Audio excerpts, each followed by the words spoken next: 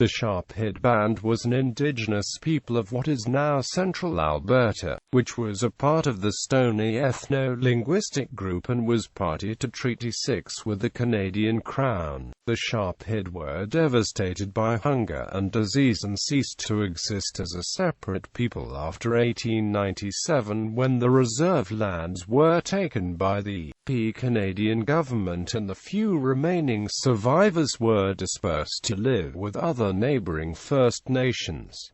Post-contact history. Following their entry into treaty, the Sharphead people continued to live a traditional nomadic lifestyle until 1885, when the Sharphead Indian Reserve No. 141 was created within the District of Alberta, Northwest Territories under the terms of the Indian Act. As surveyed in October 1885, the reserve had an area of 42.4 square miles along the Battle River and Wolf Creek, and included a Methodist mission. Between 1886 and 1893, the band was devastated by smallpox, crop failures, and declining hunting. During that time, more than half of the population is estimated to have died, while the survivors dispersed and moved to other reserves. The band was deemed to be extinct by the federal government, and the reserve land was surrendered in 1897 and divided into homesteads for Euro-Canadian settlers. Oral history among local peoples has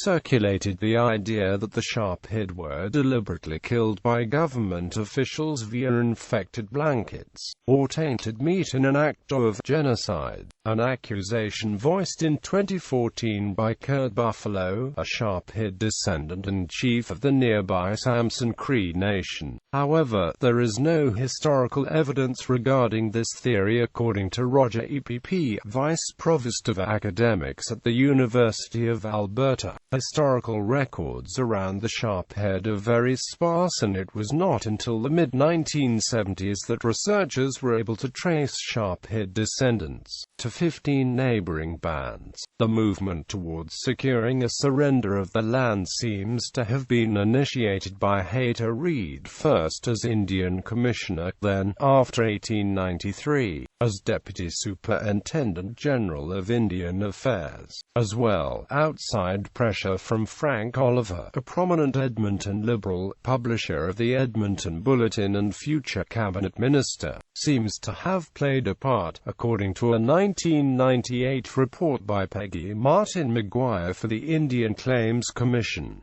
Cemetery and Memorial. In 1965, workers installing an electrical power line discovered human remains from 26 individuals at a cemetery site on the former reserve. The remains were taken by the University of Alberta's Anthropology Department for study until 1970, when they were put in storage because the then owner of the land containing the burial site did not want them reinterred. In 2007, electrical workers discovered more remains on the same site, which prompted the provincial government and 14 nearby bands to begin to search for a new burial site for the remains. In the summer of 2013, land was purchased by the provincial government near the town of Ponoka, close to the Battle River. Ponoka County objected to the plan, however, and issued a stop order to the province in October 2014.